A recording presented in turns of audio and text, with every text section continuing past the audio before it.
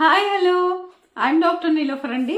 నేను యూట్యూబ్లో హెల్త్ గురించి, లైఫ్ స్టైల్ గురించి, మోటివేషన్ గురించి చాలా వీడియోస్ చేశాను. ఇంతకుముందు మీరు నా వీడియోస్ చూడకపోతే వెంటనే చూడండి అండ్ లైక్ చేసి ఖచ్చితంగా సబ్స్క్రైబ్ చేసుకోండి. ఇవాళ మన టాపిక్ అయితే ఈ డయాబెటీస్ అనేది ఆడవాళ్లలో మగవాళ్లలో డిఫరెంట్గా ఉంటుందా, ఏ ఏ ఫ్యాక్టర్స్ ఆడవాళ్లలో ఈ డయాబెటీస్ని ప్రేరేపిస్తాయి అనే దాని గురించి మనం ఇవాళ తెలుసుకుందాము. మరి మన టాపిక్లోకి వెళ్ళిపోదాం.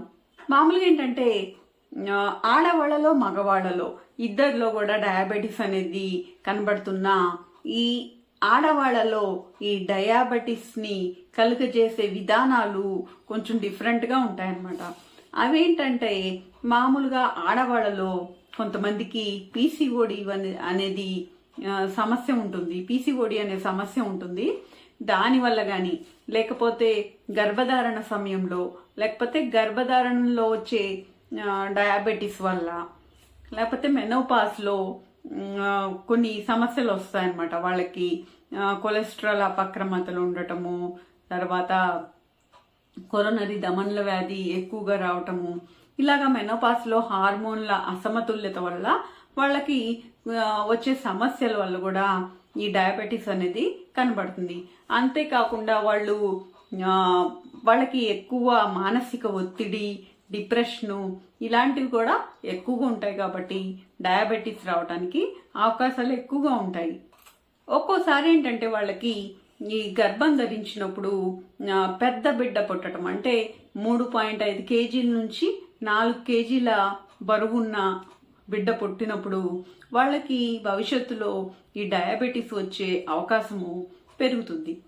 అంతేకాకుండా ఒక్కొక్కసారి ఏంటంటే వాళ్ళకి ఈ వంశపారంపర్యంగా కానీ, అంటే వాళ్ళ తల్లిదండ్రులకు కానీ, అమ్మమ్మలు, నాయనమ్మలు, లేకపోతే మామయ్యలు, తాతయ్యలు వీళ్ళకి డయాబెటీస్ ఉండి రావటం కానీ, లేకపోతే వాళ్ళు శారీరక శ్రమ లేకుండా ఒక చోట కూర్చొని ఉండే పనులు చేయటము, లేకపోతే పని లేకుండా ఎక్కువగా ఇంట్లో ఖాళీగా ఉండటము, ఇలాంటివన్నీ వాటి వల్ల వాళ్ళకి డయాబెటీస్ ఎక్కువగా రావడానికి అవకాశం ఉంటుంది.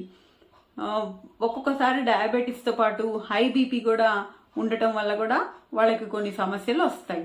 మామూలుగా ఏజ్ పెరిగే కొద్దీ కూడా ఎవరికైనా కూడా డయాబెటీస్ వచ్చే అవకాశము ఎక్కువగా ఉంటుంది. మరి వాళ్ళలో ఈ డయాబెటీస్ కనబడే లక్షణాలు కూడా ఒక్కొక్క వేరే లక్షణాలతో డయాబెటీస్ కనబడతా ఉంటది. ఎలా అంటే వాళ్ళకి, అంటే మామూలుగా వాళ్ళకి కనబడే ఈ అతి మూత్రము, అతి దాహము, అతిగా ఆకలి వేయటము ఇలాంటి లక్షణాలతో కాకుండా వాళ్ళకి ఏదైనా వెజనల్ ఇన్ఫెక్షన్స్ రావటం కానీ, లేకపోతే వెజనల్ ఏరియాలో దురద కానీ, ఏమైనా డిశ్చార్జ్ కానీ, లేకపోతే లైంగికంగా కలిసినప్పుడు నొప్పిగా ఉండటం కానీ, ఇలాంటి సమస్యలతో వాళ్ళు డయాబెటీస్ వచ్చినప్పుడు వాళ్ళకి డయాబెటీస్ ఉందని కనబడుతుంది అనమాట. తర్వాత నోట్లో కూడా తెల్లగా పూత రావటము, ఇలాంటివన్నీ సమస్యలతో వాళ్ళు వస్తే డయాబెటీస్ ఉందని అప్పుడు తెలుస్తుంది వాళ్ళకి. ఒక్కొక్కసారి ఏంటంటే డయాబెటీస్లో వాడే కొన్ని కొత్త రకాల మందుల వల్ల కూడా వాళ్ళకి ఈ యూరినరీ ట్రాక్ట్ ఇన్ఫెక్షన్స్ అవి రావడానికి అవకాశం ఉంటుంది. అంతేకాకుండా డయాబెటీస్ ఉన్నప్పుడు హార్ట్ ప్రాబ్లమ్స్ కూడా ఎక్కువగా రావడానికి వీళ్ళకి అవకాశం ఉంటుంది. హార్ట్ ఫెయిల్యూర్ కూడా మగవాళ్ళ కంటే 4 రెట్లు ఎక్కువగా ఆడవాళ్ళలో రావటం గమనించారు. మరి హార్ట్ అటాక్ లాంటి సమస్యలు కూడా మగవారి కంటే వీళ్ళకి 2 రెట్లు ఎక్కువ వస్తాయి. అంటే సెకండ్ టైం వచ్చే హార్ట్ అటాక్ వీళ్ళకి మగవారి కంటే 2 రెట్లు ఎక్కువ వస్తుందని కొన్ని పరిశోధనలు చెప్తున్నాయన్నమాట. తర్వాత కిడ్నీ ప్రాబ్లమ్స్, డిప్రెషను ఇలాంటివి కూడా వీళ్ళలో ఎక్కువగా కనబడతాయి.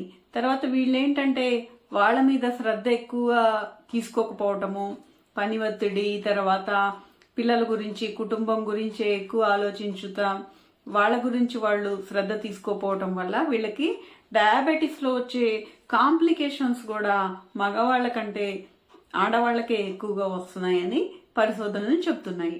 అయితే వీళ్ళకి అలసట, తర్వాత పని ఒత్తిడి, ఇంకా ఇతర కొన్ని కారణాల వల్ల ఈ లైంగిక విషయాల్లో కూడా వీళ్ళకి ఆసక్తి తగ్గిపోవటం గమనించారు. న్యూరోపతి కూడా, డయాబెటిక్ న్యూరోపతి కూడా దీనికి ఒక కారణం. అయితే వీళ్ళకి ఈ బహిష్టు వచ్చే ఒక వారం ముందు, లేకపోతే బహిష్టు వచ్చిన ఒక వారం తర్వాత కూడా ఈ వాళ్ళ హార్మోన్స్లో అప్ అండ్ డౌన్స్ ఉంటాయన్నమాట. అలా అప్ అండ్ డౌన్స్ ఉండటం వల్ల వాళ్ళకి షుగర్ లెవెల్స్లో కూడా అప్ అండ్ డౌన్స్ రావటం అనేది నోటీస్ చేశారు. మరి వీళ్ళలో మెనోపాస్ తర్వాత కూడా ఈ షుగర్ లెవెల్స్ ఎక్కువగా పెరిగిపోవడం అనేది జరుగుతూ ఉంటుంది. అయితే డయాబెటీస్ ఉన్న తక్కువ వయసు ఉన్న ఆడవాళ్లలో ఈ పీసీఓడి అనేది కూడా ఎక్కువగా వస్తూ ఉందని గమనించారు.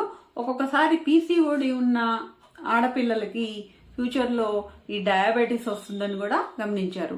కాబట్టి ఈ పీసీఓడి ఉండటం అనేది డయాబెటీస్ రావడానికి ఒక వార్నింగ్ సైన్ కింద కూడా మనం లెక్కలోకి తీసుకోవచ్చు.